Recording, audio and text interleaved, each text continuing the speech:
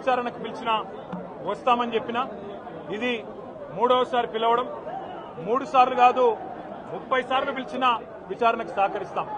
మా మీద కేసులు బనాయించి మమ్మల్ని ఇబ్బంది పెట్టి కమిషన్లు వేసి మమ్మల్ని ఏదో ఇబ్బంది పెట్టినంత మాత్రాన వేధించినంత మాత్రాన ప్రజల తరపున ప్రశ్నించడం బంద్ చేస్తామనుకుంటే అది కాంగ్రెస్ ప్రభుత్వం యొక్క అవివేకం అజ్ఞానం అవుతుంది తప్ప ఇంకోటి కానే కాదు. పెద్దలు కేసీఆర్ గారిని పెద్దలు హరీష్ రావు గారిని కాళేశ్వరం కమిషన్ ముందు కూర్చోబెట్టి మీరు పైశాచికానందం పొందొచ్చు.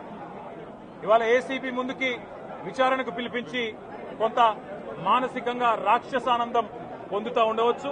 అవసరమైతే అరెస్టు కూడా చేస్తారు కావచ్చు. కానీ ఒకటి పక్కా, తెలంగాణ కోసం గతంలోనే జైలుకు పోయి వచ్చిన వాళ్ళం. హైదరాబాద్ బ్రాండ్ ఇమేజ్ ను పెంచే ప్రయత్నంలో భాగంగా హైదరాబాద్ బ్రాండ్ ని కాపాడే క్రమంలో తీసుకున్న ఒక నిర్ణయం వల్ల మళ్లీ జైలుకు పోవాల్సి వచ్చినా భయపడేది లేదు. ఒకసారి కాదు 100 సార్లైనా జైలుకు పోతాం, కానీ వదిలిపెట్టాం కాంగ్రెస్ ప్రభుత్వాన్ని, కాంగ్రెస్ పార్టీని. మీరిచ్చిన 420 హామీలు, మీరిచ్చిన దొంగ 6 గ్యారంటీలు, మీరిచ్చిన డిక్లరేషన్లు ఇవాళ మీరు లోకల్ బాడీ ఎన్నికలకు సిద్దమవుతా ఉన్నారని చెప్పి వార్తలు వస్తా ఉన్నాయి. రేవంత్ రెడ్డి గారు నిన్ను మొత్తం రాష్ట్రంలోని బీసీ వర్గాల ప్రజలందరూ గమనిస్తున్నారు. 42% రిజర్వేషన్ ఇచ్చి 42% రిజర్వేషన్ ఇస్తాం అని కామారెడ్డి డిక్లరేషన్ లో చెప్పి మోసం చేసి ఈరోజు స్థానిక సంస్థల ఎన్నికలకు మరి రిజర్వేషన్ ఇవ్వకుండానే పోతున్న వైనాన్ని కూడా బీసీలు గమనిస్తా ఉన్నారు. రైతు బంధు పేరిట ఎలక్షన్ బంధుగా మార్చి ఎలక్షన్లు వచ్చినప్పుడు మాత్రమే రైతు బంధు వేస్తున్న విషయాన్ని రైతులు గమనిస్తున్నారు.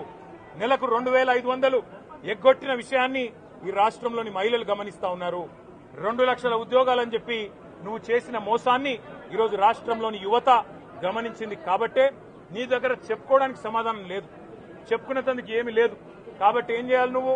ఏదో ఒక డైవర్షన్ మీద ఏదో ఒక రకంగా ఒక కమిషన్ అని, ఎంక్వైరీ అని, ఏదో జరిగిందని, ఇదిగో పులి అంటే అదిగో తోక అని, నువ్వేమో దున్నపోతు తినిందనగానే నీకు తయారుగా నీ జోడీదారు బీజేపీ రెడీగా ఉన్నాడు.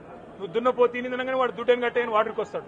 మీ ఇద్దరి దొంగ భాగోతం, మీ ఇద్దరి దొంగ నాటకాలు తెలంగాణ ప్రజలకు అర్థమైనాయి. మేము మాత్రం వాళ్ళ పెడితే గిడితే ఒక వ్యక్తినో 2 వ్యక్తులను జైల్లో పెడతాం, కానీ లక్షలాది మంది కేసీఆర్ సైనికులను టచ్ చేసే ధైర్యం నీకు లేదు. తెలంగాణ ప్రజలకు రక్షణ కవచంలాగా ఆనాడు ఉన్నది టీఆర్ఎస్ఏ, ఈ రోజు ఉండేది బీఆర్ఎస్ఏ, రేపటికి కూడా స్వీయ రాజకీయ అస్తిత్వమే శ్రీరామ రక్ష అనే విధంగా ముందుకు పోతాం. నువ్వు ఒక్కసారి కాదు 100 సార్లు పిలిచినా వస్తా, 100 సార్లు నిజమే చెప్తా. నువ్వు లై డిటెక్టర్ పరీక్షకు నీకు దమ్ముంటే నువ్వు మగాడివైతే రా, రాష్ట్ర ప్రజలందరూ చూస్తుండగా లై డిటెక్టర్ కూడా రెడీ. నువ్వు ఒక కేసు కాదు ఇంకో 1000 కేసులు పెట్టినా మేము ప్రశ్నించడం బంద్ చేయం, కొట్లాడడం బంద్ చేయం, తెలంగాణ ప్రజల తరపున నిలదీయడం బంద్ చేయం.